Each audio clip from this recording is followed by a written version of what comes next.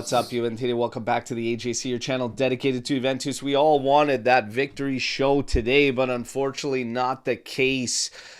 We have yet another frustrating dropping of points. A draw, 1-1 with Sassuolo to cover.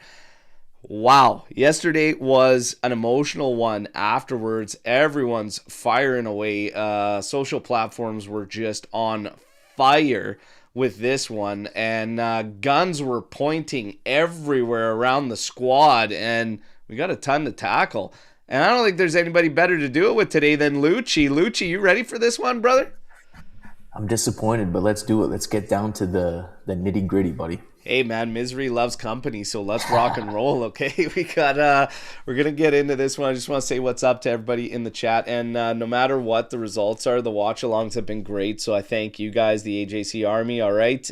Drop a like while you get in here. For anybody that's new to the channel, or if you're tuning in on other social outlets, get over to YouTube, subscribe, and get yourself entered to win potentially a beauty kit. We've got 2 retros on deck this month for all subscribers. 97-98 home kit with Zidane on the back, and for our membership legends tier status holders, 2002-2003 home kit with Pavel Nedved on the back. So 2 beauties. Give yourself a shot, smash subscribe, and hey, all the content too. Follow these guys with us, the diehards, day in, day out. All right, now what's up to Alex, Juve FC, Cugino Eddie, Alex P.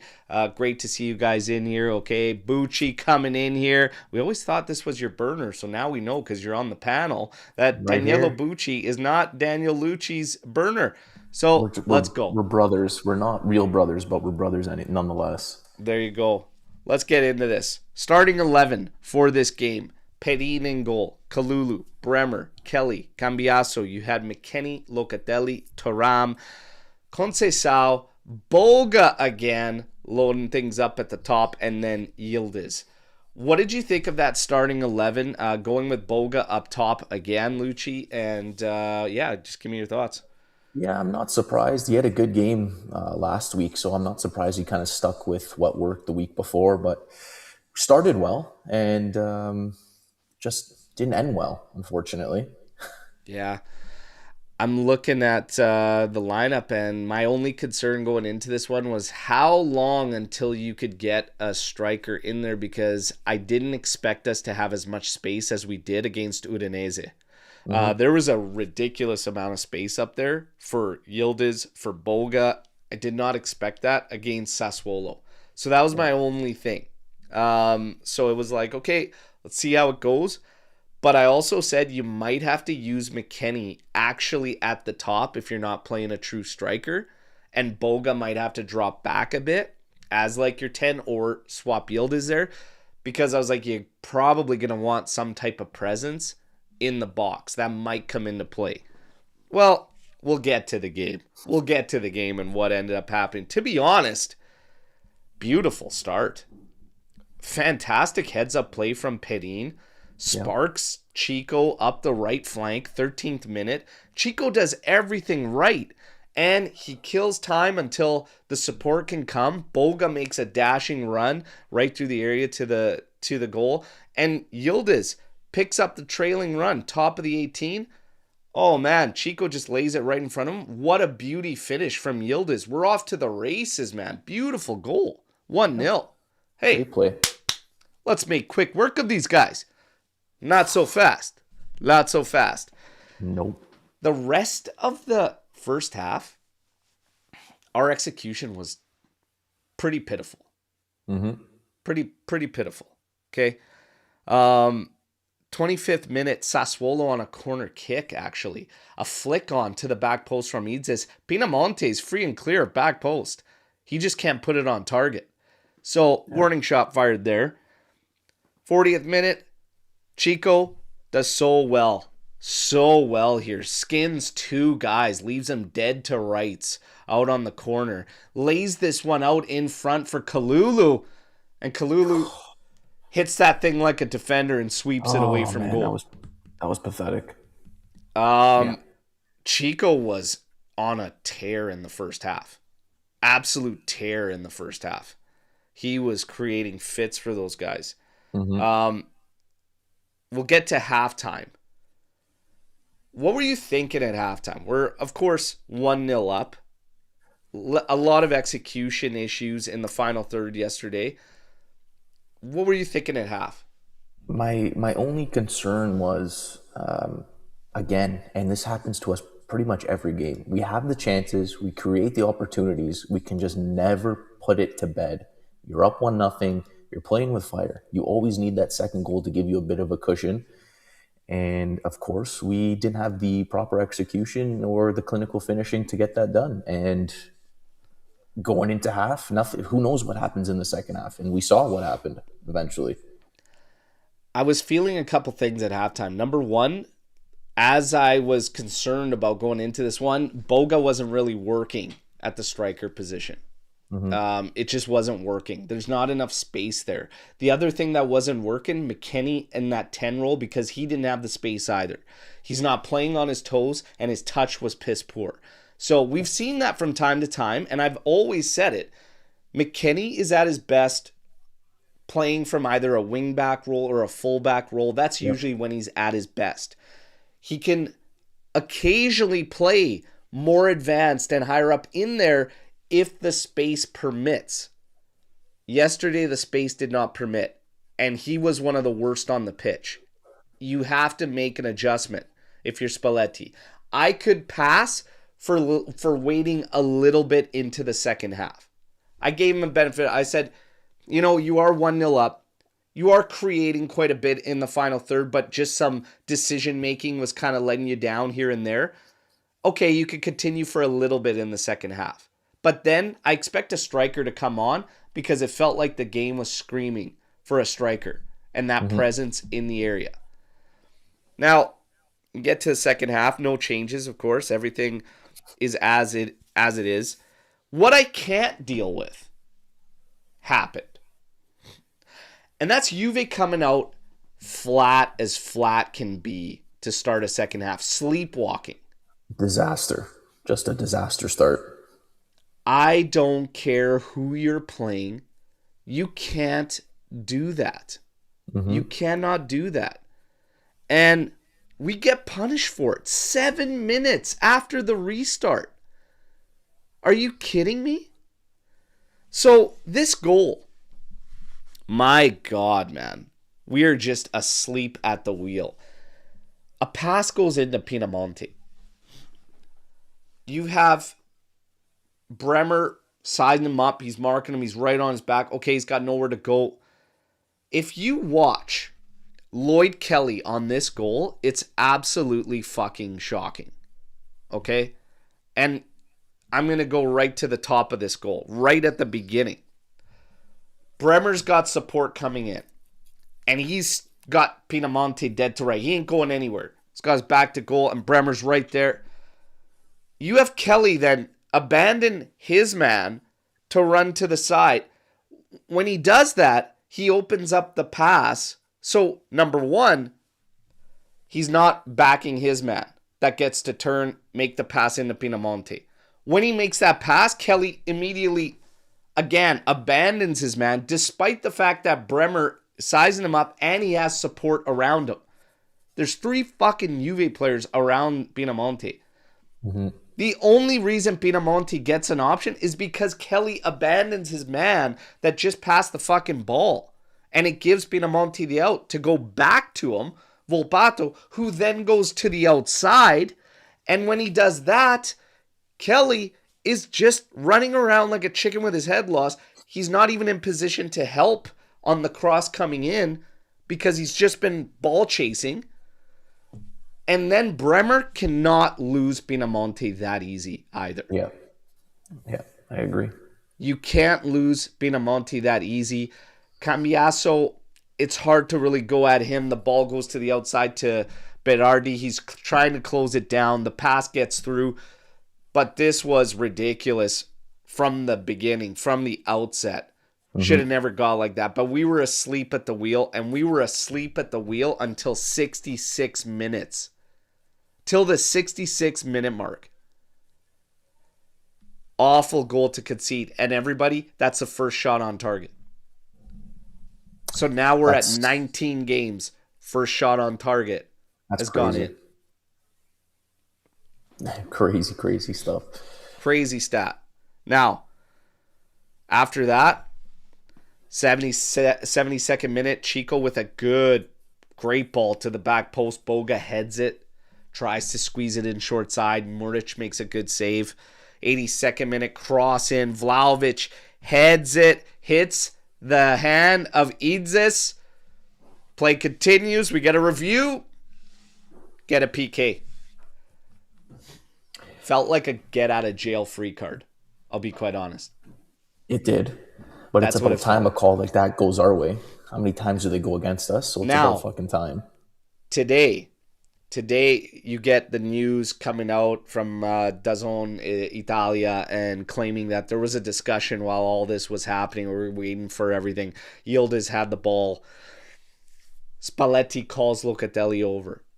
Locatelli wants to take. Locatelli has been take. He is one of the designated takers, as is Yildiz. Loca goes to take. This is an awful PK. Terrible PK. Nothing else to be said about that. I'm going to say this. People making a huge deal out of the PK. Obviously, you have to do better. But even if he smashes, it's not a guarantee this thing goes in. You hit the post, it goes out, etc. And I'll be quite honest, we don't have anybody that's automatic on this team. Everybody that says Yildiz would have scored, do you remember his last PK? Because he missed it. He scored on the rebound. You want to talk about how many Vlahovic has missed? Do you want to talk about Milik being one of the most embarrassing PKs I've ever seen in my life belonging to him with that fairy prance that he put right at the keeper, smack dab in the middle of the net? We don't have anybody that's automatic. A missed PK is a missed PK. You pissed away the game. Juve pissed away the game. Never got on top of their opponents properly with proper pressure and everything. And we ignored the reading of the game.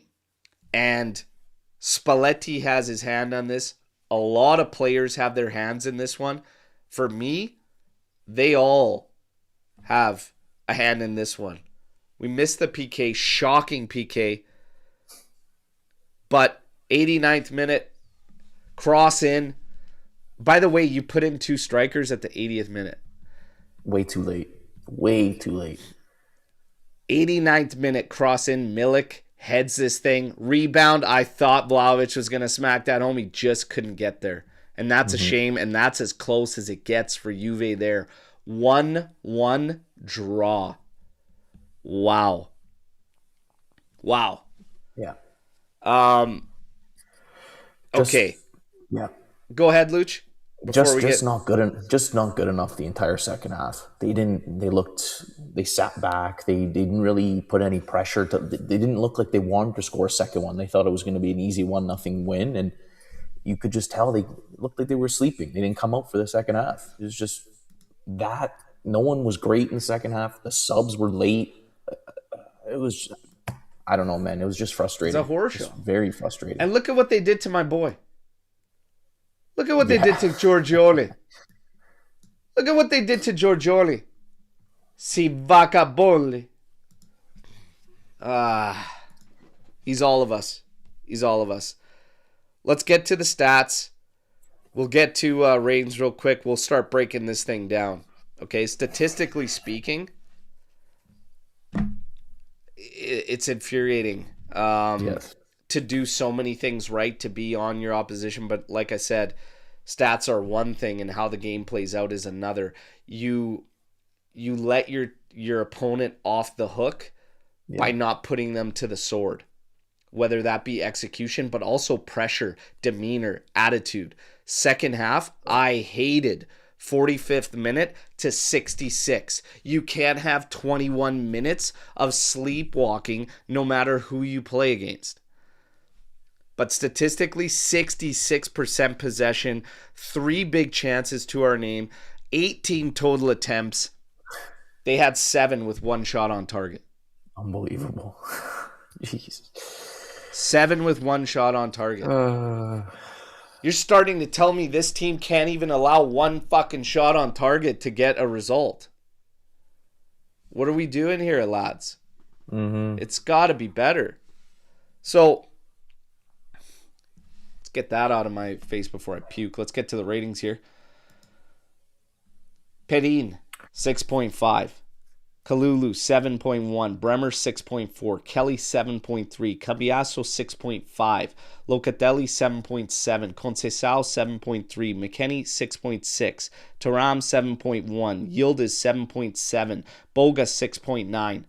I'm going to say some things here, but we might as well get into it after. First, I just want, if you had to name a man of the match for Juve, who is it? Chat, if you had to name one, who is it? For me, it's Chico. He was torching that right side or that left-sided defender pretty much the entire game. We just didn't have, again, not missing the final pass, missing the shot on target, just, again, not clinical enough. Like we've seen far too many times this year and last year and the year before that. It's just the same old story with these guys, man. Yeah. Wing of Winter, Chico. Cugino Eddie, Chico. Alex P, Chico. Michael G, Chico. Listen, It's Chico, and it's not even fucking close. Yep. In yesterday's game, it's Chico, and it's not even close. Luciano Spalletti said this about Conceição. He said he made a great play on Yildiz's goal, but then made the wrong decision 6 times in similar situations. However, we deserve to win. Bullshit. He made a couple of incorrect decisions. There's no way he made 6 of them. And a lot of his, he barely missed Boga for a tap-in header on a cross after again beating all the guys on the left side, their left side, our right side. He laid one right onto Kalulu on a platter who couldn't hit target. That was from 7 yards out to the right. He was one of the few constantly creating a problem for them. Yeah, I'm not going to listen to too much bullshit on Chico Conceição for yesterday. He's heading clear above the rest. And when you want to get into the rest, we could talk about the rest of the players. I'm going to be quite honest. If you go back to those ratings, this is one of Locatelli's bad matches, and he doesn't touch a 7 in this game for me. McKennie, worst on the pitch. On the pitch. Absolutely. I was actually surprised he stayed in for the entire game. My only thought process was he wants him to still be this area presence even while playing off the left back position. But guess what? Wasn't even happening. Still wasn't even doing that. And you have strikers. You finally have strikers in your squad list. Use them as the presence. McKennie was the worst on the pitch. And I'm going to be quite honest here. We'll get more into players because this result has been split up for fans. And you see a lot of attacks out there. Is this result on the players or is it Spalletti? Can I blame everyone? Can I say both parties? Spalletti, for me, noticed things weren't going well in the second half. Waited way too long to make the subs. So that part's on him. The strikers, you bring them in with 10 minutes. I understand they probably can't give you 45 or maybe even 40, but you got to give them at least 20, 25 minutes. I'm sure they could have given you that. And who knows, we would have maybe seen something different, but we sat back way too much. Spalletti with the subs just didn't read the game properly in that second half. The motivation wasn't there from him or the players. It was just all of them deserve some blame. It was just not good enough. That's it. You got to bury them. You got to get that second goal and put that game to bed. Simple as that. That's it. Yeah. I think he just had him. I'm going to follow suit and say everybody plays their part in this one. Spalletti included. Again, the words on Conceição were strange, man. He could have walked away with 3 apples in this game minimum. But I think he just had a weird read on this match entirely. The attitude, you can't come out for a second half for 21 minutes playing the way we did. That's shocking. When you have to put a team to the sword, you're at home and you're fighting for top 4, and you're playing once a week. I don't want to see guys walking or fucking dogging it. What are we talking about? Yeah. So every other coach that's come prior has taken heat for motivation or drive or attitude or approach. So he's going to take that one too. The players, I got many frustrations with the players. And I'm going to give Spalletti a little bit of a pass because this game was screaming for a striker for quite some time. You can't wait till the 80th to put 2 in, but how about just 1 at minute 65 even 65. But 61 should have come in, and the game was screaming for it. His first substitutions, when McKennie's the worst on the pitch and he stays on out there, buddy, you're starting to play a little bit with fire in your favorites. Mm-hmm. Because I don't think he should have stayed out there. I personally would have left Cambiasso on, especially if you decide to bring on a striker to put balls in the box, not McKennie. I'm going to say something. Cambiasso's now on a few games in a row where he's actually played good. Played good. He's keeping it simple. Yesterday I said one of the things we might have to do against Sassuolo is keep him more rigid, more to the outside. That is what happened, and it actually was okay. It was okay. He still needs to have more impact in the attack, but we didn't really need it. The guys were getting up there in the final third, and he was supporting, but there's other guys that need to pull their weight when you want to get into players. This is why everyone plays their part in this. Khéphren Thuram, it's got to be better, man. It's got to be better. You can't have one strong game and then just do nothing for a handful. You have to find ways to impact the game. You're being labeled as one of the untouchables on this team, and I'll be 100% honest. I love Khéphren Thuram, but I'm not seeing it. I don't see the consistency with him. As much as I do like him, I agree. The consistency isn't there. I'm hoping it will get there. Is he 100% fit? I don't know. Maybe he shouldn't have started that game. I don't know. But it's just far too many games where he just goes... Again, he goes ghost too. And if it's a fitness thing, well, there's been too many times throughout this season where fitness wasn't a problem. And the same story follows him. You're in the lineup, have an impact. And we're talking about fitness affecting his gameplay when in the first half, he had a beautiful turn and drove the entire way, took a left-footed shot that forced a stop out of Muric. So he's fit enough to do that only one time in the entire match. That he played. So I don't know. Are we making excuses? Are we protecting players that we like? Or do they need to do better? Yeah. You guys decide. I'm not looking for an answer right now. I'm just laying it out here. Gleison Bremer, a little bit shoddy there on that goal. And actually concerns continue to rise. And there's a lot of fans. And this initiative is starting to grow that says it's time to cut the cord on Bremer and sell. Because the thing is, we already need 1, maybe 2 center backs. You lose him, you're gonna need an extra one on top of that, and a good one. I don't know if you're ready to pull the plug on him yet, but come the off season, he has a lot of work to do. He looks rusty, and he's been playing for a while now. Like, his passing has been off. There was one where he ripped it into Boga, who was like 10 feet in front of him, and it was fucking bouncing all over the place. Give him a proper pass so he can turn or something. Just I don't know, man. I don't know is it a lingering injury? Is it, still trying to get back to match fitness? I don't know. Not sure, man. Man, it's tough. When I watch that first goal and I see Bremer doing the right things, but then losing his man while Kelly's the one running around with his head cut off, like a chicken with his head cut off. And then it gets to that. It bothers me. The distribution, Bremer and Kalulu were driving me bonkers on the ball yesterday. Holy smokes, man. Were they driving me mental? Kalulu, staring things dead until they're just gone. Like, move the ball, man. Move the ball. And Bremer, find anybody else, and just get rid of the ball. Just get rid of the ball. There's issues there. If you're talking about moving Bremer, I would still like to see him a part of the back line next season. I'm not there yet. And the value isn't going to be to where you really gain a whole bunch. I agree.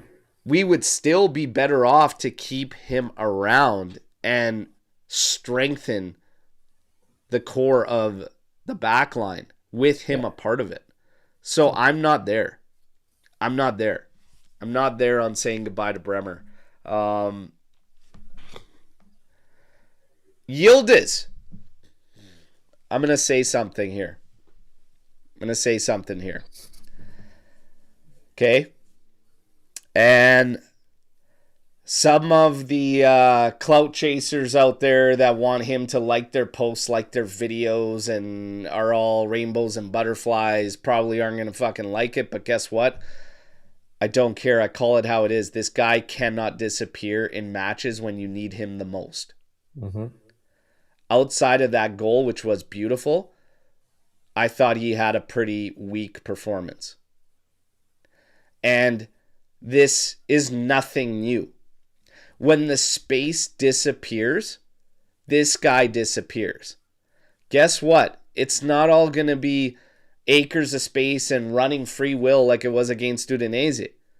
You have to find a way. You just have to. He cannot just stay in a certain position and just not do anything. And we can't just say, oh, well, they're double teaming him, whatever. Guess what? They're double teaming Chico. Get on the ball. Find a way to get on the ball and make something happen. You are the best player on this team. This is where you earn your money. You don't earn your money in games of space where you're ripping guys 1v1 because you're getting all the 1v1s. Guess what? This is where you earn your money. It's an adverse situation, and we need you. Where are you? And I feel like there's way too many minutes where he doesn't get on the ball enough. He needs to be finding the ball. He needs to get out there. This is the difference between a good player and a great player. He needs to grow. And I believe he will. But there's another thing I want to add to it when we get to PKs. This guy to go next level, for Yildiz to go next level, he cannot disappear in the most adverse of situations. And whether there's space out there or not, it doesn't matter. You're a great player. That's what great players do. Paulo Dybala did it, okay? You need to do it as well. You need to figure out how you help this team, how you impact this team, how you push us forward. And dead balls, he needs to master free kicks. We need a free kick specialist. And when it comes to being at the PK spot, you need to be automatic. And this is what's going to take him next level. These things. I have full confidence he will grow even more from this year to next year. Would you consider this season a breakout for Yildiz? He's on 10 goals now. He's the Capo Cañonera race is a joke because he's only 4 behind Lautaro. I think it's a good enough breakthrough to show you that he can go more when we're talking about this like him. What I'm saying right now isn't a negative. It's just the reality. But I have full confidence he goes that next level. But these are the things that will take him to the next level. A player of his skill level, of his talent, needs to be a dead ball specialist. He has to add that element to his game to go next level and really become a weapon. And that helps him in a game where maybe you're not at your best, and maybe you're not finding that space, you're not finding a way to impact it. Guess what? Well, I could step up and be a serious threat on a free kick. Mm-hmm. But that's what I think. And yesterday, I don't think he touches that rating that he got of 7-7. I don't think he's there. I I think agree. even with the goal, he's at a 7 tops. What do you think? Yeah, way too high. I would have given him about a 7 as well, but it's I can't. I just hope he's grown this year from last year, and I hope he takes another step going into next season. He adapts and he learns on where he needs to improve, because that's what's going to take him to the next step, and being up there amongst some of the other great players in the out there right now. So I can't blame him too much. He's saved us a few times, and he's still young. He's gonna take some time to get to that step above. But we just him and amongst everyone else just not good enough yesterday. It's said it time and time again this year, unfortunately. Yeah. Yeah, he's just he's got some work to do. He's got some work to do, but still it's moving in the right direction 100% when you're talking about Kin and Yildiz. So it's just things that these are the types of things, these are the types of moments, these are the type of the matches where you start to see if he is going to go next level. I still say he will. I have no concerns. I love the guy. Great player, but that's going to be next level. That's going to be next level. So we'll see. Now, we had ended up with 2 strikers out there, and more discussions are happening. Should Juve play a 2-striker set? Do they need to play a 2-striker set? A lot of fans are saying we should be playing something more simplistic and go to 2 strikers. I don't think so, because I think that limits your players. Like, who are you gonna either one of Chico or Yildiz is not going to start. What are you going to play them as a midfielder? And I don't think Milik and Vlahovic up top is your answer. Even if you put David there or Yildiz there, I think it neutralizes their speed and creativity coming in off the wing rather than having them more central. So I'm right now I'm going to say no, not for me. Well, I've been saying something. I've been saying something for a while, and I'm going to keep saying it. I don't think Juve needs a 2-striker set. I don't think they need it. You could do it in moments when you're chasing. That's fine. I don't think you need a 2-striker set. I'm going to say the same thing I've been saying for quite some time now, and that is, this is what I see. Boga on the left, Yildiz as your 10, Chico on the right, and Vlahovic up top.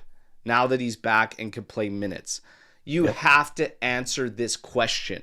Spalletti comes out after the game and states, I finally have the striker characteristics that I've been looking for since January.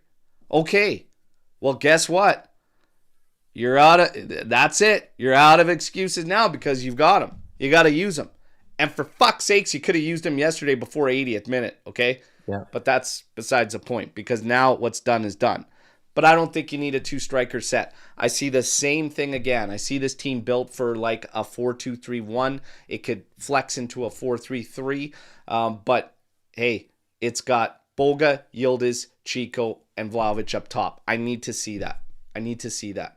Because yesterday in a game like that, you needed a striker. You needed a presence in there. Chico was torching, and there's no targets. There's no targets to hit. There's no targets to hit. So for me, let's see that, and then we can move from there. If you're talking about Spalletti was asked the question, we're gonna bring it up now. Everybody in the chat has seen the score line there. I mean, I had no doubts Como was gonna take care of Pisa, and they are handily doing that. Did Juventus just bottle top 4? With this draw? Spalletti says nothing is compromised. Really? How do you feel? I don't think I don't agree with him on that. I think this was a big drop. This might come back and bite us.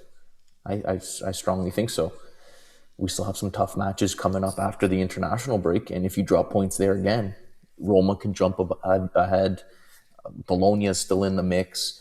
and Como's taking care of business as you mentioned. So we're our own worst enemy, and it's been like that throughout the year. We keep dropping points where we shouldn't be dropping points, and at some point, it's just going to come back and bite you.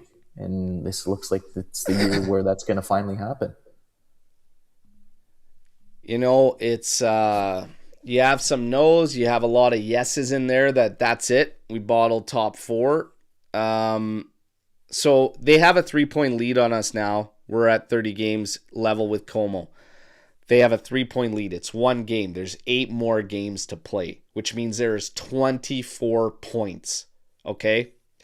So Lord Fizz, with all due respect, you're saying, yeah, it's over. It's mathematics. Get your emotions out. 24 points to overcome 3? It can happen. It can happen. It can happen. It can happen quite easily. Will it? This is where the confidence factor comes in. Not because of mathematics, not because of this. There's still 24 points up to grab. You're only 3 out. But this is where the confidence comes in. And when Spalletti says nothing is compromised, well, my friend, it's been compromised throughout the season. This Sassuolo match gets added to an ugly list for Juventus this season. Verona draw early in the season. Controversy there, as officials were punished. Elbow to the face of Gatti, a penalty that shouldn't have been called that they admitted after. You have yourself a draw there. Whatever, we'll let it slide. Lazio, 1-0 loss. Absolutely dominate statistics. Drop all 3 points there. Torino, 0-0 draw. 24 attempts for Juve to their 8. You can't find one against Torino. Fiorentina, 1-1. Damn near 20 attempts for Juve to their 9. Yep.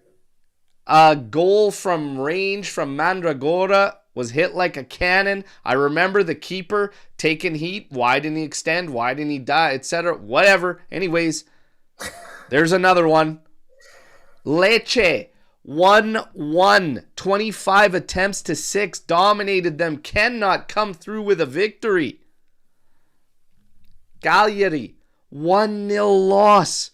They only had 3 attempts the entire match. You lost 1-0. Lazio, 2-2. We had damn near 40 attempts. They didn't even hit double digits. And now Sassuolo, 1-1. 20 attempts to 7. Guys, that's where the confidence and the factor, not just this match, that is a total of 18 points in those games, where a bunch of them we've dominated. There's PKs in the one game too. There's the David PK. There's situation. There's controversy where refs have been. You have it all, but this thing has been compromised through the season. Yeah, through the season. And there's been a story around there too. Lack of depth. I think you saw that again yesterday. Cope Miners, he came in, offered nothing. Miretti offered nothing. You can't have that. You can't have guys coming in off the bench offering nothing. Zhigrova yesterday couldn't hit a cross to save his life. Terrible. That's way too much. 18 points. Even if you take half of that, it's a completely different story. But this thing has been compromised, Spalletti, and it's been compromised through the season, not just yesterday. However, the story for the team has to be 24 points still left to play, 3 behind. It is what it is. But when you look at these stretch of matches, forgive me, but we don't deserve it. No, exactly. That's too many. That's too many. And we when keep you're shooting ourselves in the foot. yeah, Time and time again, man. Look at Just some of the storylines following this team, man. 19 games that we have conceded, the first shot on goal goes in. In some of these games, like yesterday, it's the only shot on target. Like, I mean, and you dominate the game. You dominate the stat. The stats don't matter. You have to kill your opponents. You have to win. But there's a little bit of everything playing. There's bad tactical decisions at times.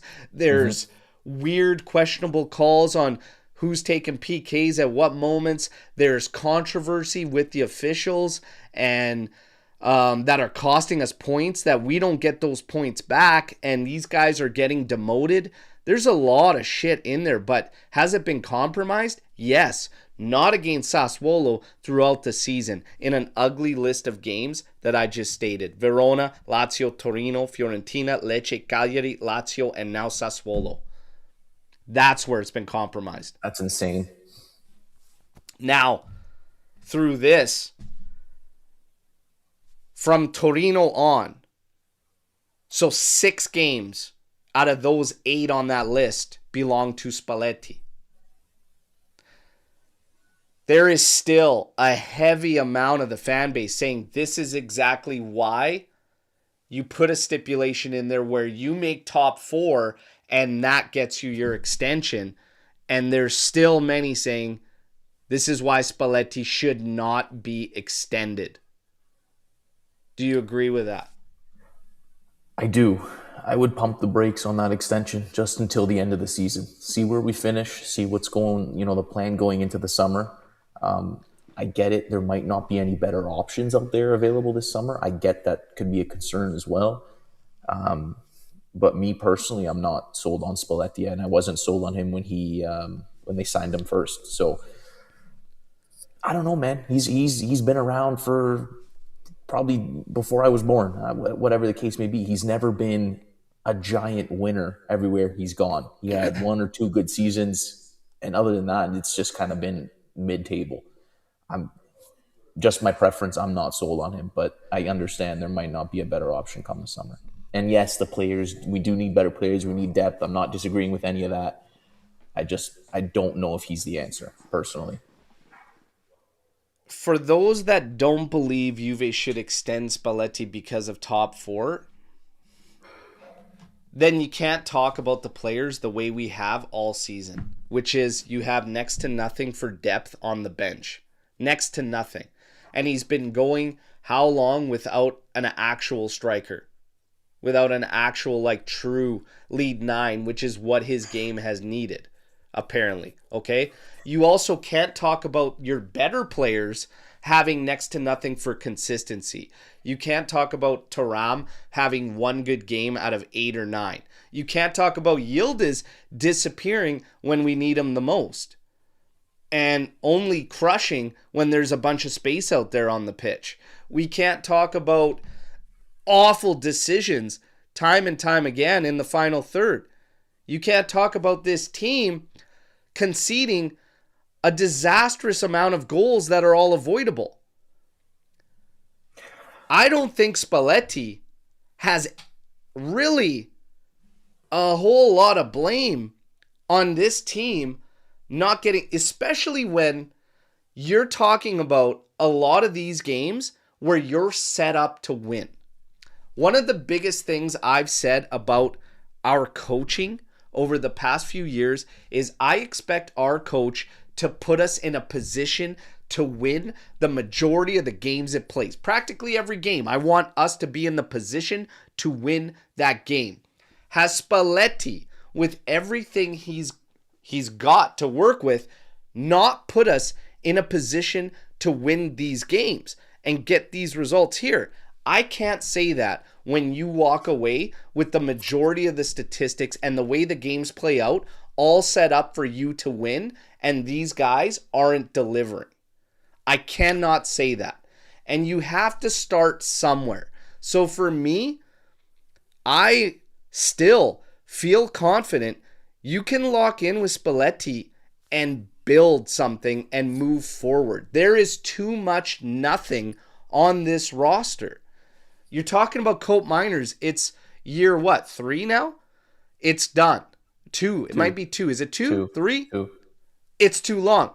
He's been nothing. It's been a disaster. Miretti, I'm ready to say goodbye and sell him because it's just nothing. It's absolutely nothing there.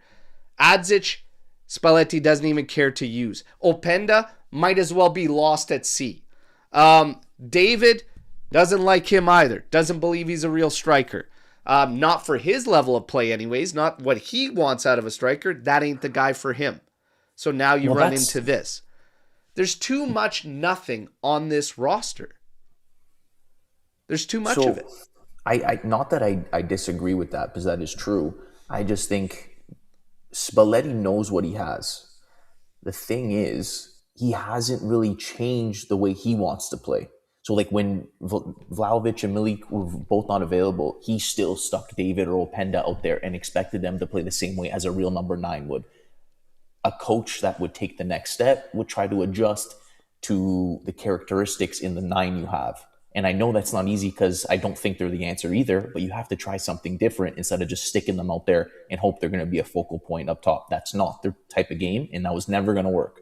So that's why even the game against Napoli where he had Yildiz playing as the false 9, we got absolutely torched that game. That didn't work. There's been a couple. What would the alternative be? In that case, you need Yildiz or someone close to David or Openda, because on their own up top by themselves, they're going to do absolutely nothing, and that's what we saw far too many times this year.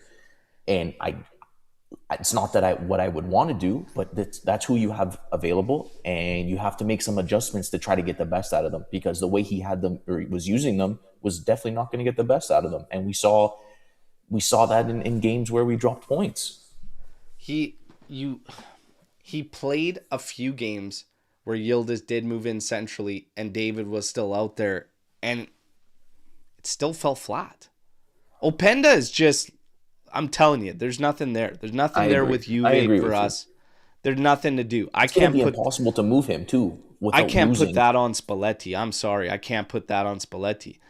If you're talking about maybe something he could have done, a 2-striker set, but again, based on what you're seeing from what the guys are given, and I've been saying this for quite some time, but the player has a lot of haters, and that's the fact that Chico Conceição is massive for creation on this team. Mm-hmm. He's massive for creation on this team. If you go to a 2-striker set and all of a sudden you want to sacrifice that, I can wholeheartedly understand why Spalletti would go against that. Yes, I agree, but we saw, I guess it was under Tudor, where he played more of a right midfield. He played a little deeper, and I guess, that's you're not closer to the goal, and that's where you want him to be. I get that, but you're still getting him out there, and you're still getting him space to create off the wing.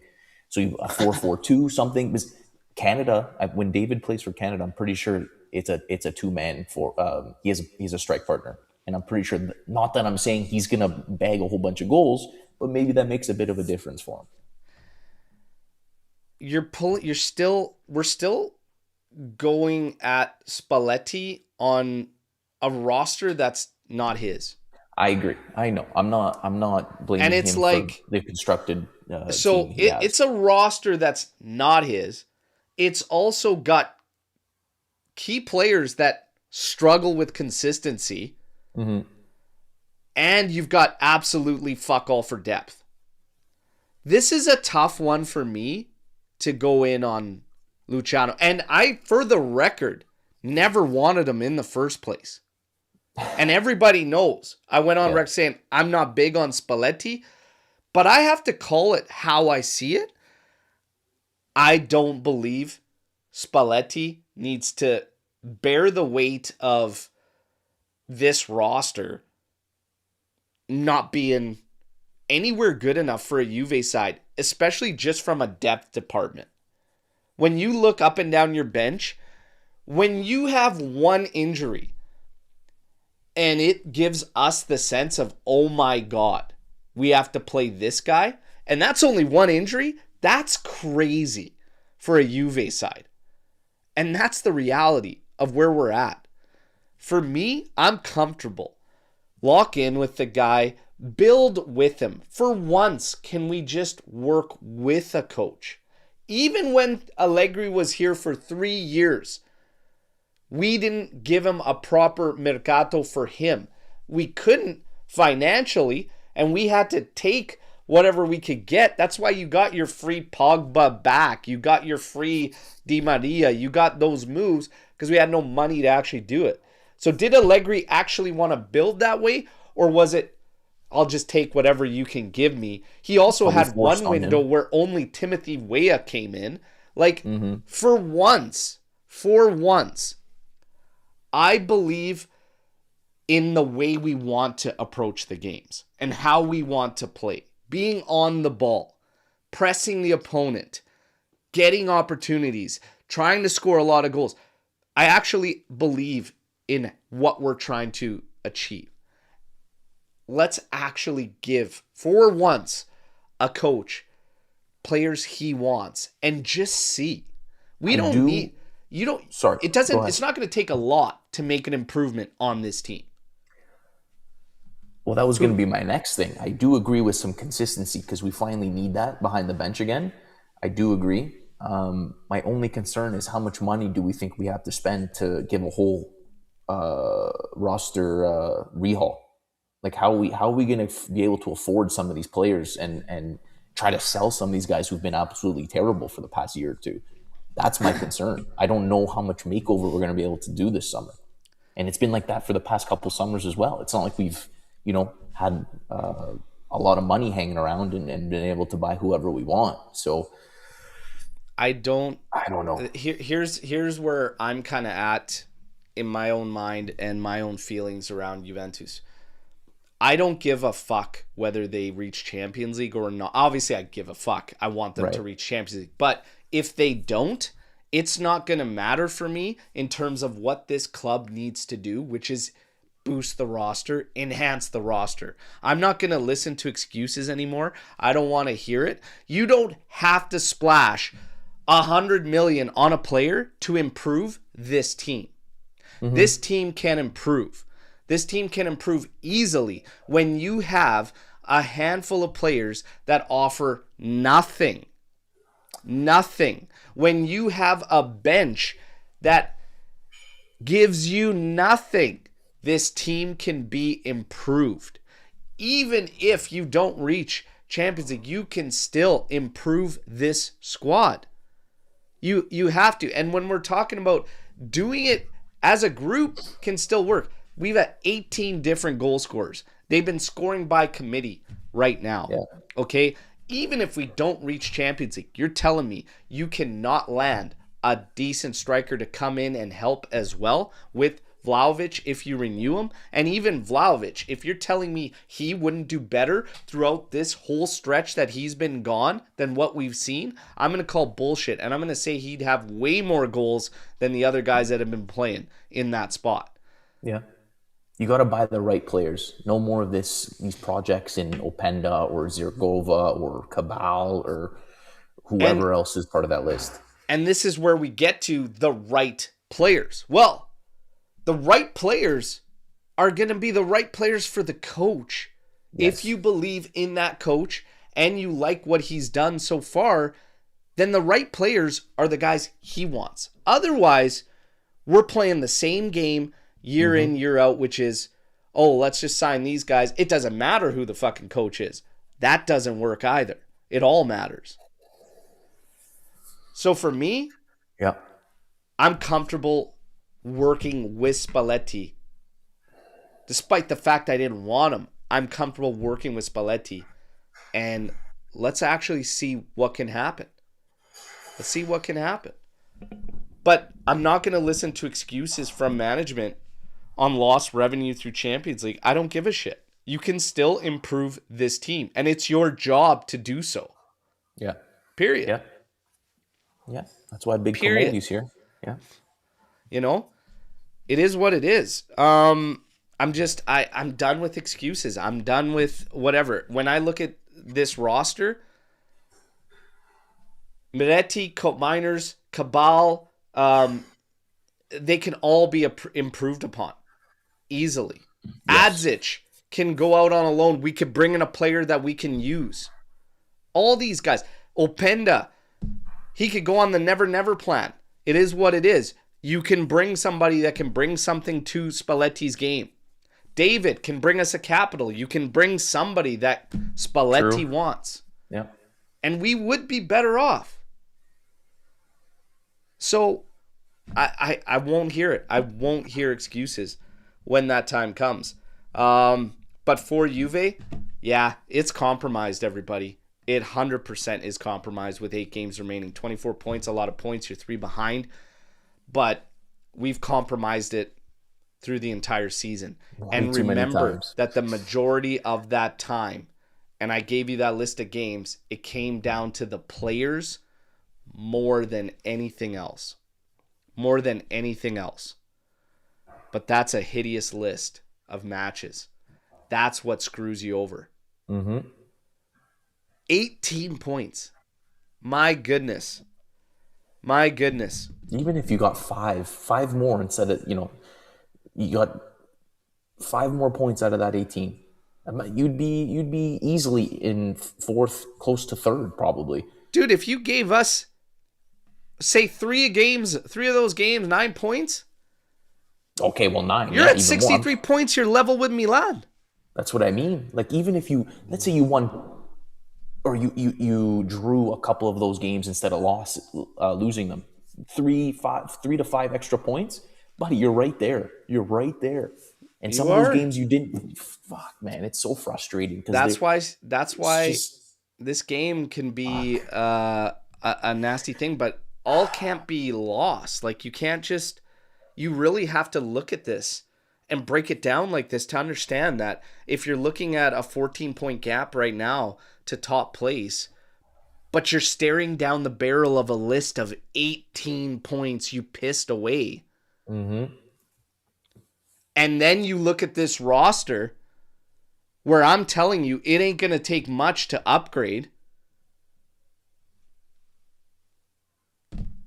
I don't want to hear about whether we make Champions League or not to improve this team.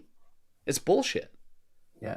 You can still improve this team. There is too many guys not bringing enough. Not bringing enough. But the key guys for Juve need to start getting their shit together with consistency. They really, really do. Now, Storm the Barn, everybody. Let's fire away. Let's fire away with Storm the Barn, but Jesus. Again, look what they did to my boy. Look what they did to my guy. Jesus. Ferraro there's just sleeping. He's okay, but Ottolini and Chiellini they're not happy. Not happy. By the way, what was it? 660 days since Milik had played last? Did I get that right? Was it 663 days or something like that? Wow.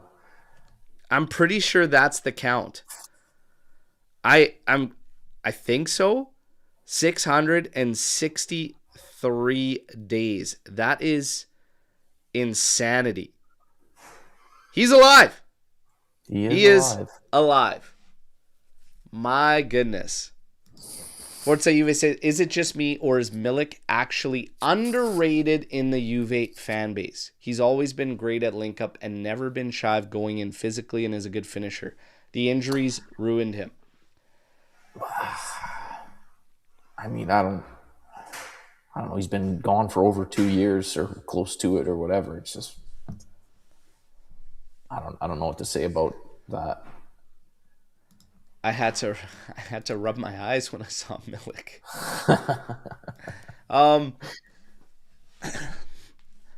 Milik is, I enjoyed having him off the bench when he was fit. And I think he could play a part, but the story for him has always been injuries. And it does ruin him and it does take him away. I don't think he's a bad player. I don't think he's a terrible player. I don't think many were ever actually saying that about Milik. He just ain't fit, and he just hasn't been. I mean, we're talking about a guy that's been gone almost 2 years. Yeah. Yeah, of course injuries ruined it. But underrated? I mean, how do you rate a guy that's not physically there? He's never played. Like, Yeah, I don't know about that. how do you like? What do you want me to rate him on? How he can operate the electronic bed at J Medical? Like, what am I rating this guy on? I think he's a good striker. I think he's valuable off the bench, but I just have no faith in his fitness whatsoever. And I wouldn't be surprised if you hear tomorrow that he's destroyed after that cameo. After 10 minutes. Is decided to retire. I mean, it wouldn't even surprise me. The injuries have always told the story on the guy, unfortunately. Thoughts? So what are you coming in here? Thoughts on Italy's upcoming World Cup qualifiers? I'm extremely nervous, but obviously extremely happy because Fede got called up. The time when he's least deserving gets called up, by the way. Has he played at all in the past month for Liverpool, or what? I don't even know. Chiesa needed to travel on his own because the bench was stuck to his ass from Liverpool, okay? So he needed his own wide bus, and he had to sit sideways facing the window so the bench that's stuck to his ass could go down the aisle in this thing. How do you feel about the qualifiers? I'm very nervous. And I said it yesterday. No excuse for Juve and for Italy. No excuses, just win the game. And we saw how yesterday went. So I'm even less confident than I was yesterday morning. And it looks like the injuries are piling up too now. Far too many times this team as well has let me down, not just Juve, but Italy too. So, well, we got a boost because I heard Bastoni's not going to be able to play, potentially. That's a bonus. Look, Northern Ireland is the exact blueprint that gives Azzurri teams fits, even at the best of times. Even when Italy had the bigger physical sides, always gave Italy nightmares. I'm not very confident.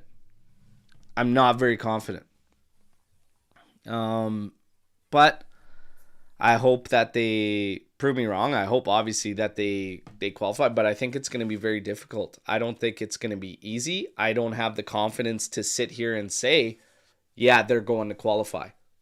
And they need I'll to win actually 2 say games, this. I have more confidence saying that Juve will reach top 4 than I do that Italy's going to qualify for World Cup. Interesting. I have more faith in Juve qualifying for top 4 than I do Italy making it in the World Cup. Interesting. Very interesting.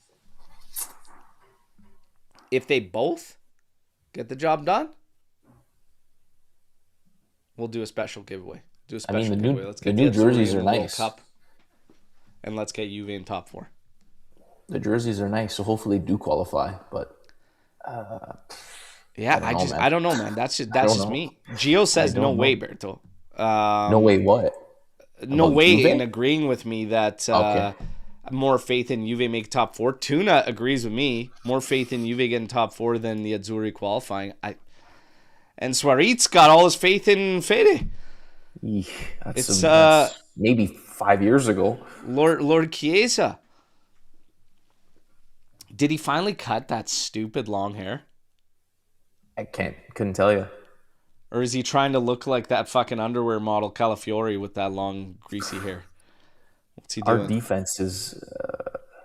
You take 7 defenders and not one's fucking good at defending. Like, what is going on here? I look at an Azzurri roster, 7 CBs, and not one is fucking good at defending. Jesus, Lord Almighty! My eyes when I saw that. My eyes. I'm like, what am I looking at here? You got an underwear model supposed to be the stalwart. You got Mancini making Azzurri squads. Fratesi, Cristante. I don't have the faith. Golpola. Again. He's playing in France now, is he not? He got fucking sent away from nothing Brighton. side in England to France. Golpola. Yeah. Francis Golpola, maybe. I have more faith in Francis Golpola than this guy. I agree Zaniolo should be there. I agree with Gio. I would have definitely brought Zaniolo. Chiore, Zaniolo, I'll even say Bernardeschi, the way he's been playing, on probably. Fire. Or Solini. 4 of them right there. But hey, it is what it is, man. It is what it is when it comes to the call-ups, the Azzurri call-ups. Anytime you There's every always going to be a yeah, disagreement. there's always going to be discrepancies in there, but like Cristante making it fucking again, man. Like I Like, don't get it. why on earth would you need Cristante? You need to win games. Mancini, Cristante, like these guys should never ever hit an Azzurri roster, but this is the reality. It's crazy. I have no faith. I hope they prove me wrong. Um, I don't even know what formation he plays anymore. I know they play with two up top, but other than that, it's all kind of up in the air. yeah, wasn't he doing 3-5-2? Was it 3-5-2 or 4-4-2? I have no idea. He's done a couple. He's done. I think Yeah. Gattuso's done 3 in the short time that he's been in there. But what he's gonna go with, like in the mainstay, we'll see. I am more convinced that Como will pull a win versus Inter, Napoli, than us versus Atalanta or Milan. I don't Yeah, see Como winning either of those. I don't see they them might beating win Inter. one. They could beat Napoli though, for I could sure. see them winning one. Yeah, But we I agree. could beat Atalanta or Milan. They're both garbage, man. Like, I mean, Milan plays dreadful fucking football. Somehow they won Dreadful fucking yesterday. football. You know? Was And another they one. squeak through and they get the result, and then it sparks all that same discussion. Oh, Allegri was right. This is how you play. Results matter. What fucking results? The guy was in the title race and pissed it away because of this dreadful fucking football. Showed up Yep. flat against Lazio, who's They've dog been shit. playing one game all year, so there's really no excuse for them not to be winning. I'm sorry, man. I can't listen to that. I can't go in the same fucking discussions over and over and over. Milan and Atalanta. Ah, I swear to God, after that Copa game where we were so bad, like we have to beat the piss out of Atalanta, and Atalanta is not that fucking good. So whatever. I don't give a shit where they play. I know that they're away from home. They might as well be playing in Antarctica. I don't give a shit.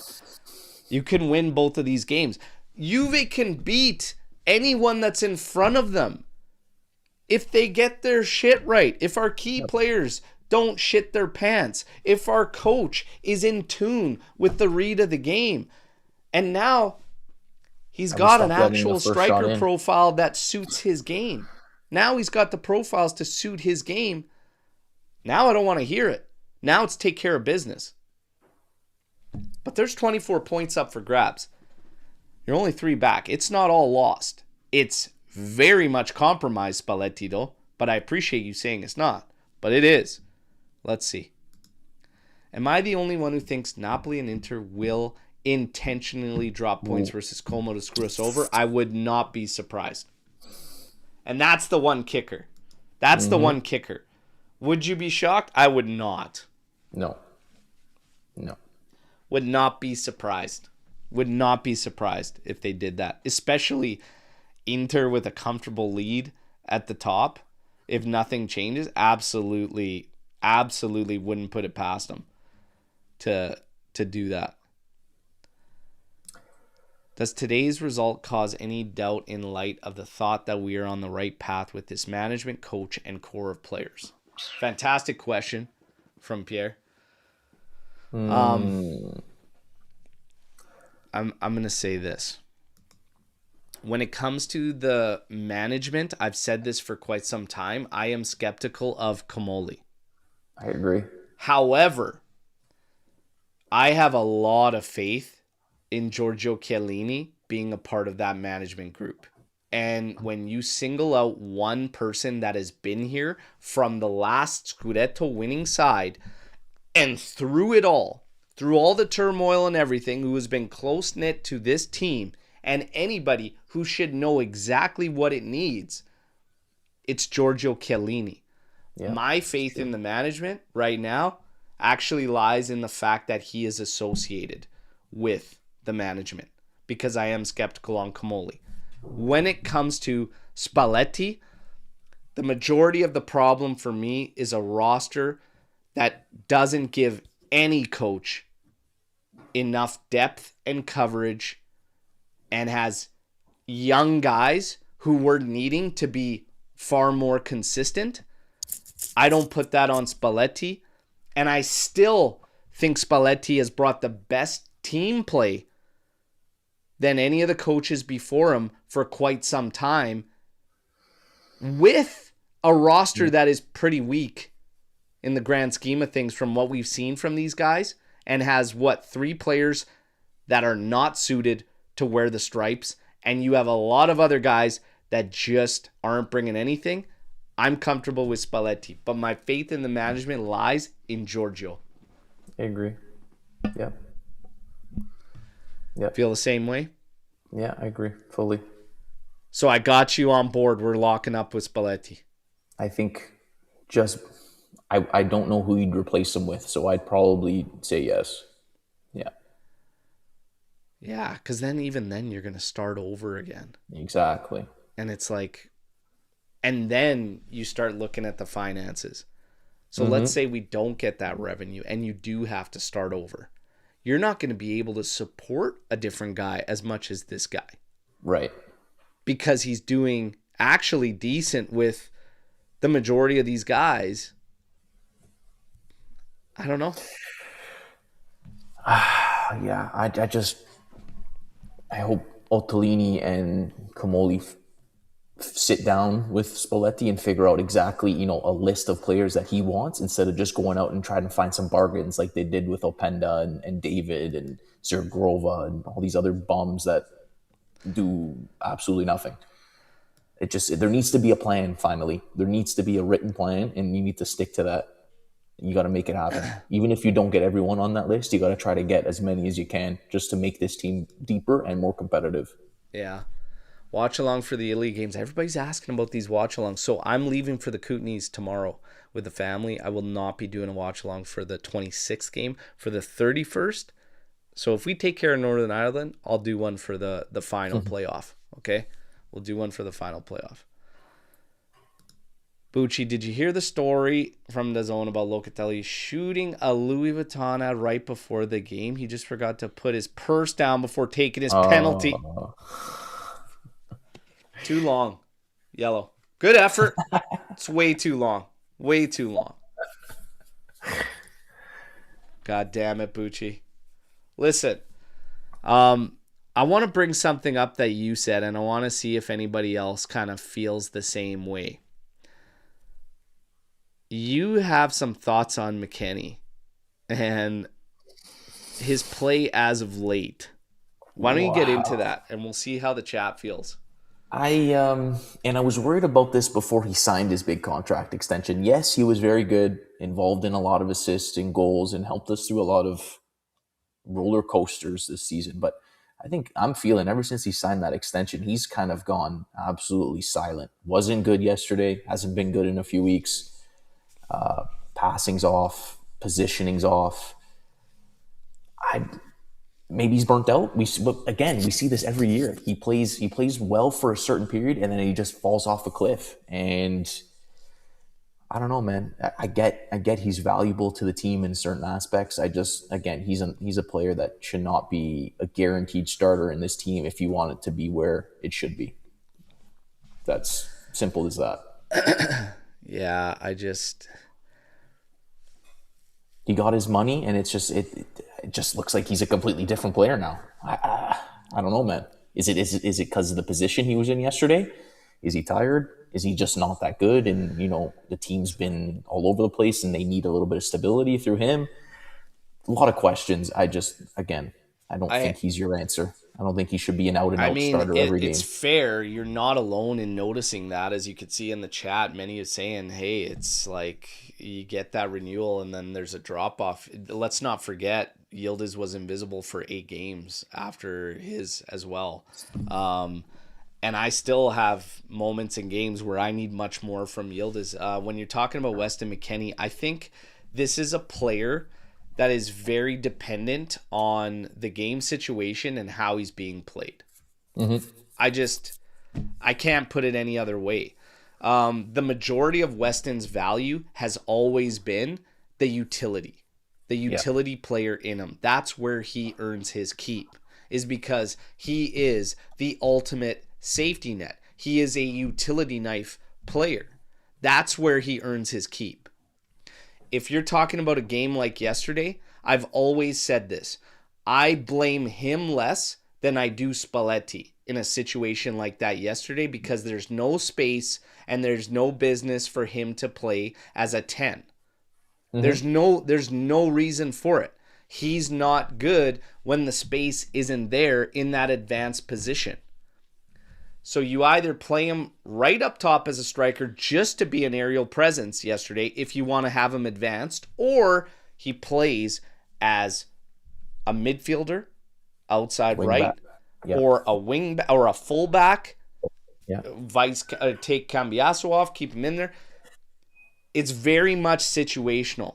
More often than not, when this guy, more often than not, it's a situational thing and it's a game situation thing.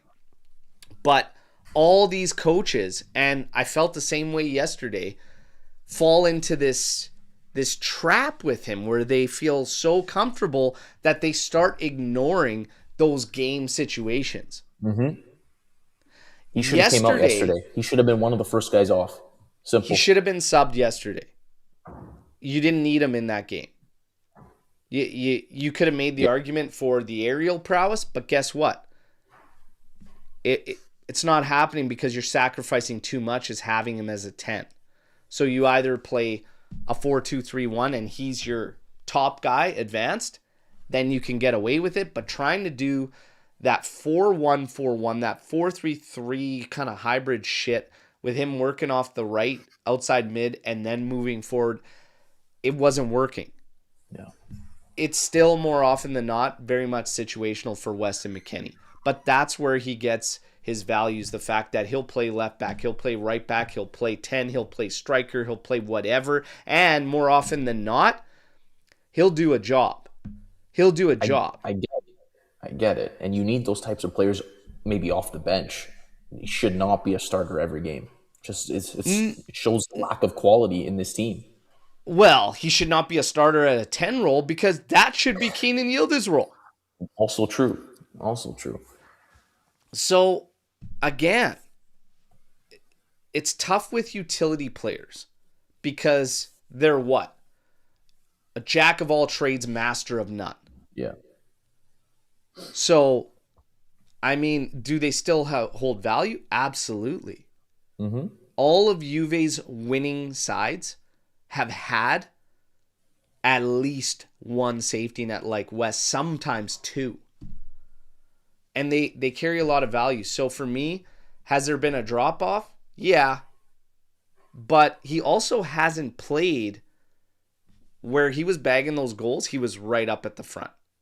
You could see that Spalletti was trying to make up for what we were lacking out of the striker role, which was contributions. And he was delivering. Over the past, how many games? I don't know how many. And it's not all the way to the renewal. But over the past, 3 matches? 4 matches maybe? He has been utilized more so just on the outside. And he's been working the outside with Chico Conceição. Yeah.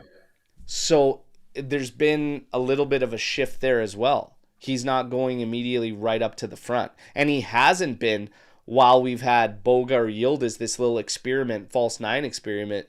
He's been more so just a midfielder. Yeah. It's not working. It's not the same. It isn't the same. And that's why I say that I don't put it all on him. But this is a player that also has kind of historically dropped off late in seasons. So it Almost might every not year, be. it's the same story. So it might not be necessarily renewal based, right? But hey, I don't know. Is there regrets on the renewal? Chat, are any of you regretting the renewal? Like, I mean, I'm not there.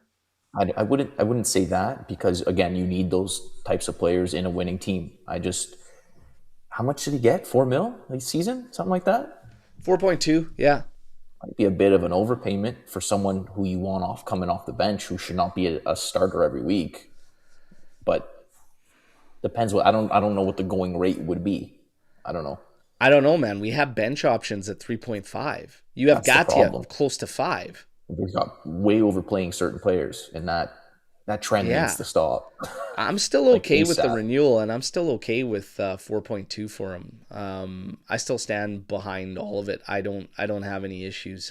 But there has been a bit of a drop, and a lot of people are starting to tie it to that renewal. I see it more situationally. It's just another story to follow, right? But I mean, also when results are good and things are going, like a lot of things aren't kind of looked at and whatnot. But I mean, this team also has to protect some of its assets, right? And this is a big storyline around Vlahovic. Hmm. Juve can't afford to just flat out say goodbye to guys with no money coming in. That's Yeah, another part of the puzzle, right? And West kind of fell in line with that because he's probably got arguably his best value right now. true. So the renewal kind of protects that as well. Because if you do end up wanting to make a change, of course, you still need him to agree, which I don't think he ever will because I think he loves it in Turin and at Juve. But it protects you from that sense, right? And any guy that we say goodbye to, if we're not making money on, just remember you have to replace and you have to Yes. spend. So giving yourself less business to do this summer Well, there's already is enough probably the business to play. do. Where the fans start to get conflicted is this. And I kind of get it. And this is where it gets difficult. You've had a team that has struggled for a while that has a lot of the same characters. So when you start to think about renewals and not letting guys walk and the fact you have to replace them and you have to spend money, it's like, okay, from a business perspective, does it make sense to protect that asset, to keep that asset, not have to spend money? But from a sporting aspect, are you just keeping the same guys that fail? True. I get it. I get that thought process.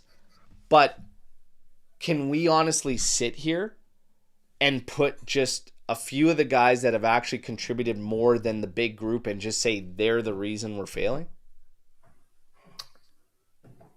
I can't really do that. And I can't Hmm. put our years without a Scudetto down to Weston McKennie. No, no, And I can't put absolutely. it down to Locatelli. As although all the haters loved it yesterday, waiting for him to miss that PK. You got your moment. Congrats, I guess. I mean, we actually had a guy drop in the watch along. Juve fan dropping in to say I told you with exclamation points when we dropped the points yesterday against Sassuolo. Wow. I can't take you seriously if you're celebrating us dropping points. That's not a Juve fan to me. And I don't care because I've always said you could support Juve however you want, you could say whatever you want, but that shit doesn't fly and I can't take you seriously. I think you're a troll. I don't think you're a Juventus fan. And I honestly hope to never see you in one of our chats ever again. Flat out. Flat out. And I'll go as far to do this and actually double down with one of those. Vaffanculo. But that's legit. That shit drives me nuts, man.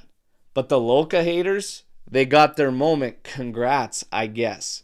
I I mean, don't I've know. seen that too many times in recent years, and I'm sure he's not the only one. I've seen some of the, you know, people in on Twitter or in the chats and whatever say, "Oh, I told you this guy sucks. I told you these guys suck. I told you the team sucks." Yeah, like, okay, we get it. Everyone deals with the losses differently and drop or ties, drop points, whatever. But are you still not going to support the same team? So then maybe have a different view on how that's going to go and just like hop on board or don't. Just like shut up, essentially. Yeah. Yeah. It's painful to watch people that call themselves Juve fans actually like actively celebrating drops in results. All I could think of is that meathead Avzim that had all the jerseys behind him that was celebrating teams scoring against Juve live feeds. And that's all I could think of was That's how I look at you. I look at you as a clown. When you come in and you're celebrating that shit, you're a clown to me. You're not a... Now I know you're a troll. You probably support Inter Merda. Congratulations.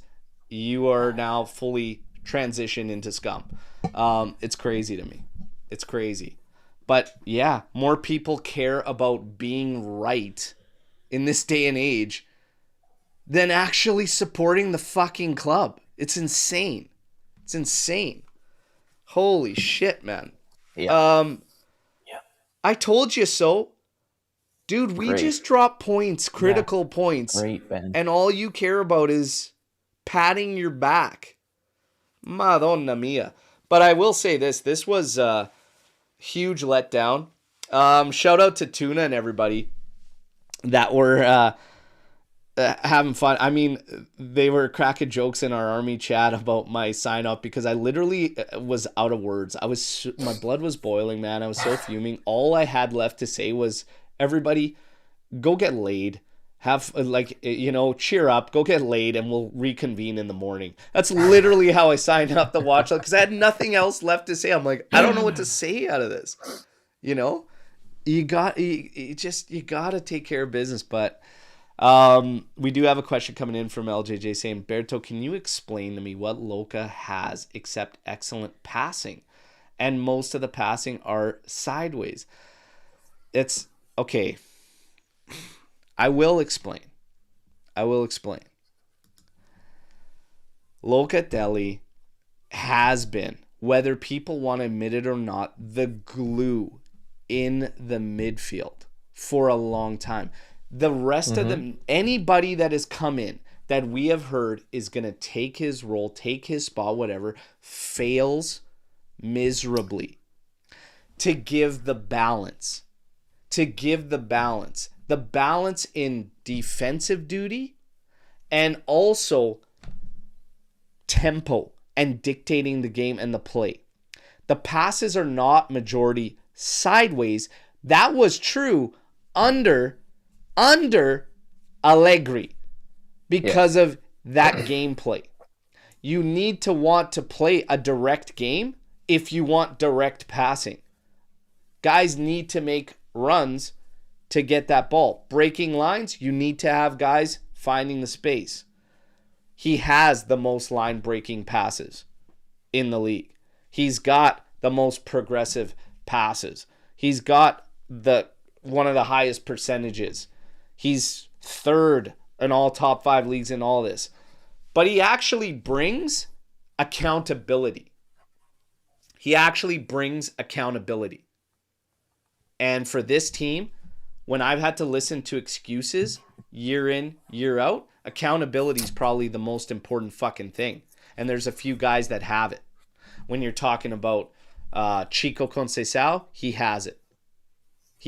Gets called out for production, says, yeah, I do need to bring more goals. I do need to bring more assists. I'm working on it. Well, he's got 4 games in a row where he's found a contribution. 1 goal canceled, wrongfully taken away from him. But he's finding contributions now consistently. Yesterday, should have walked away with 3 assists, for God's sake. Someone could finish, just fucking put it on target. Yeah, he could have walked away with 3 apples yesterday. Locatelli, accountability. My head. That just pisses me off. Anyways. Yeah, Locatelli brings a lot to the table. But he has found his way onto the scapegoat list where I don't think he belongs. I'll be quite honest. That's how I've always looked at it. He's on the scapegoat list where he should not be. And that's just flat out. And if you think other guys are better, great. Who is on our team that's better? Nobody. I'll wait. Who's better in the midfield to operate it?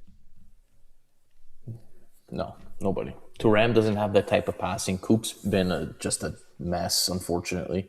Yeah. Let me go back to the PK thing. Tell me who's automatic on our team. I don't trust any of them, to be honest. Here's the funniest thing about it. Jonathan David has the best rate out of everybody on PKs outside Locatelli, and Locatelli had only taken a handful. But if you actually talk about a decent amount of PKs, Vlahovic doesn't have the best rate. It's Jonathan David. Yeah. Nobody on our team is fucking automatic. And you should have taken care of business yesterday Without with the PK. without the goddamn PK. That's a game that, like, that was a get out of jail free card, which you didn't even deserve. Nope. This is where we're at, everybody. This is where we're at. And I agree wholeheartedly with this statement. The pen should have just been to make it 5-1. Absolutely. Valid. Yep. Take care of business. We got some cleanup to do. This team's got some cleanup to do. Are they going to make top 4? Maybe. Maybe not. I'm skeptical. Just for fun, because we're going down to the wire. Answer truthfully, everybody. Come on. Come on. I'm leaning Will towards Juve a no. make top 4? I'm leaning towards no, unfortunately. We might have to put a wager on this.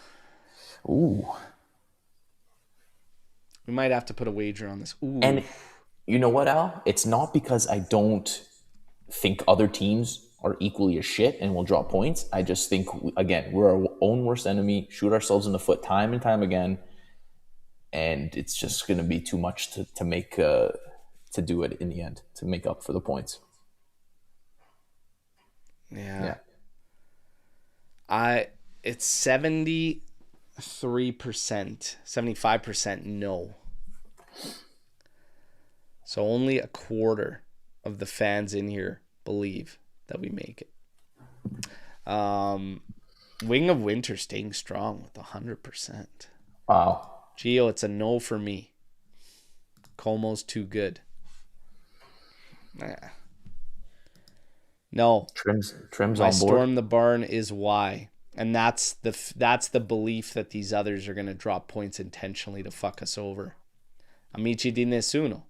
I have to be honest, no. Hoping for the best until the end, though, of course. Fino alla fine is not optional. Yes, we make it, Trim. Oh, man, that espresso's good today. We make it. Voted as a yes as a fan, more out of hope than belief. Pains me to say, Michael, no, based on the schedule. It's not, the schedule's not that tough. About these guys.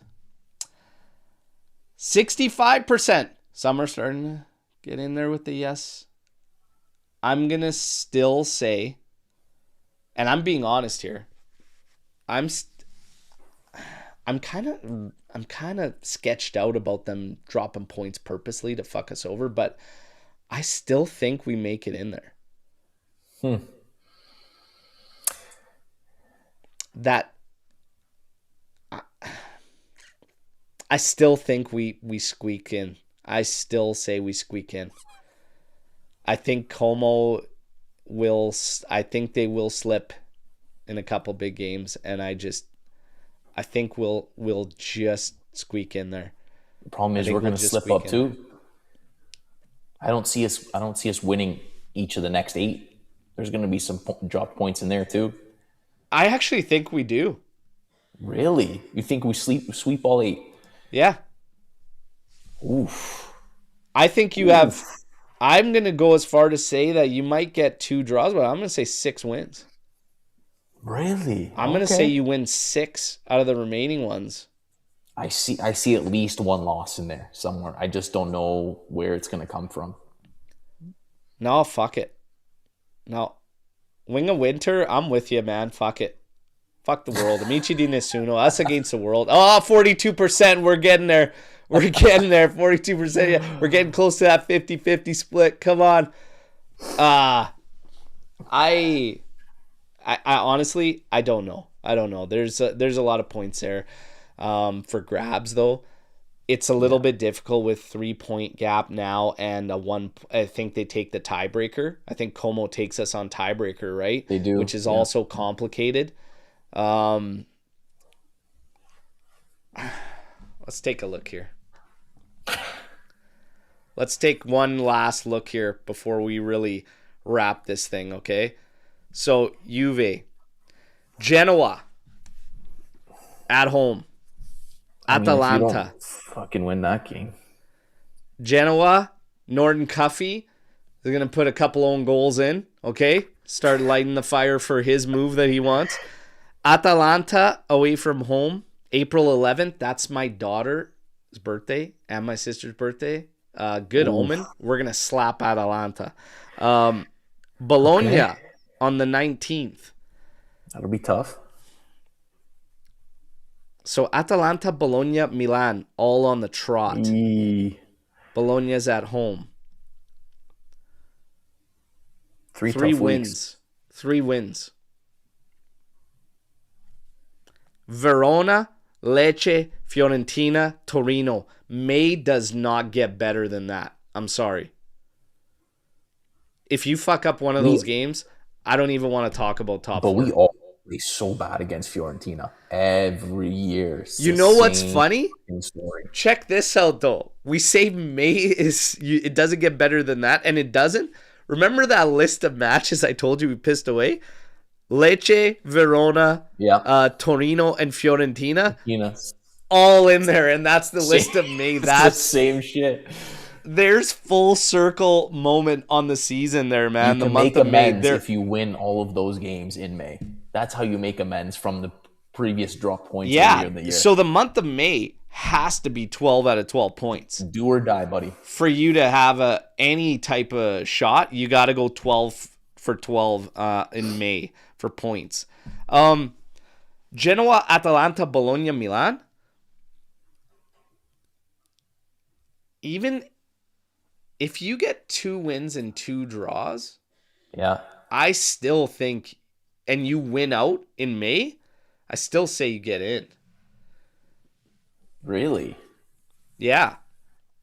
So that means you're hoping Como loses 2 games at some point. Yeah, and I believe they will. And you still got Roma hanging around, sniffing around too. Roma, I'm not worried about. Okay. Like, I'm honestly just not worried about Roma. Inter, Atalanta, Bologna for them as well. I see Roma crumbling. I don't think they'll be a top 4 fight. I really think it's us and Como. That's it. Okay. I'm not worried about Atalanta. Not worried about Bologna as well out. Like, it's us and Como. Okay. And Como, I mean, unless these guys do play some shenanigans, I mean, so their next game's what? Udinese. They'll be favorites at that one, even though it's on the road, and Udinese is terrible. Inter, Sassuolo. They have a Coppa Italia match with Inter before playing Genoa again, and that's on the road. So it's a tricky little swing in there as well. And then they have Napoli right after that.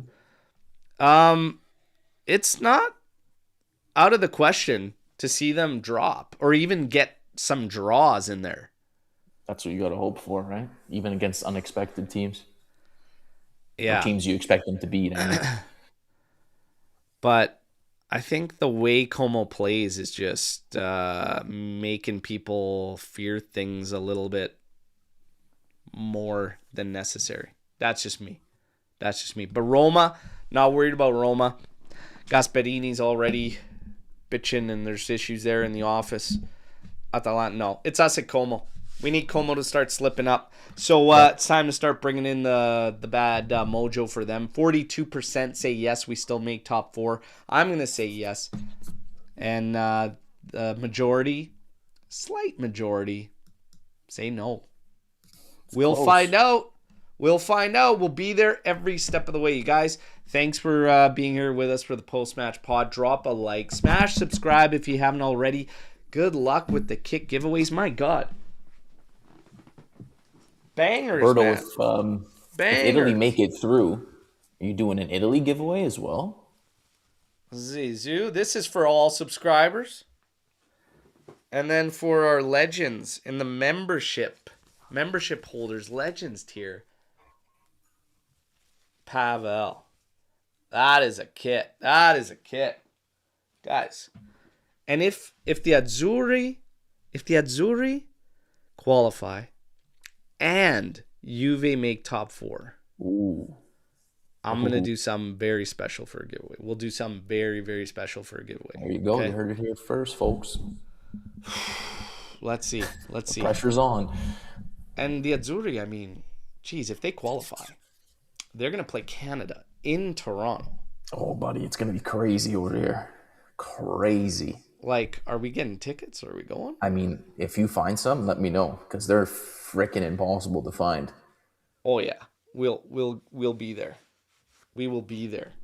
I would pay a king's ransom to be at that game. The Canada kit would be going underneath the Azzurri kit for me. The new Canada kits are actually not bad, I gotta say. They're actually not bad. The black one's sick. The black one is sick. Yes. Really, really sick. Italy's, I like both of Italy's. The white one's really nice. Yeah, I like it. Yeah. But look at that, Michael. It's got his tickets. Canada, Italy. Just need Italy to qualify. Otherwise, you might be saying what's up to North Ireland and Canada, jealous. Which is still cool. Support Canada. We live in Canada, so support them. But come on. Azzurri Canada in a World Cup game is kind of bucket list shit. Like, that's just cool. 100%. Seeing the country you live in play the Azzurri, our heritage, I mean, my God. That's... I'd give a kidney to be there. That's, yeah, for sure. Yeah. Like, I'll just say right now, the only complication for me is it's literally right around our third child is expected. So... Ooh. I'm starting to work on the favor points, everybody, okay? You guys put out the prayers for Alberto. Let's see. So we need a lot to happen here. We do. We need Italy to qualify, first off, okay? I need to work an insane amount of favor points, okay? And I've already spoken to the doctor. Now. So we got a very good relationship with our doctor, okay? And I have to be quiet right now because she's just outside, up in the kitchen. I can hear her. But I've been working on the doctor and just saying, what do you think about just playing it safe? Maybe we push this C-section a little bit further into June. Like, I'm thinking June 17th to 20th, in that range, June 20th. And he goes, what's going on? And I just said, I might have to hit Toronto for the World Cup game. He goes, okay. He goes, I'll see what I can do. That's awesome. Man. Fist bump. Hey, I'm putting in work. So Azzurri, don't let me down. Yeah, SOBs. Don't let me down. Yeah. Yeah. Good luck. Let's see how it all plays out. You guys, told you we were gonna have some fun, have some laughs. We still did, despite the situations. We can't let it take control, right?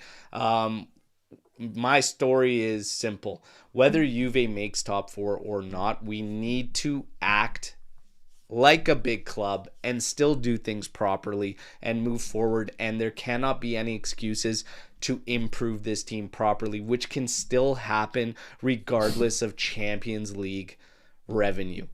You can still improve the team. And we have seen teams do that. So for me, it doesn't matter. It doesn't matter in terms of what we need to do moving forward.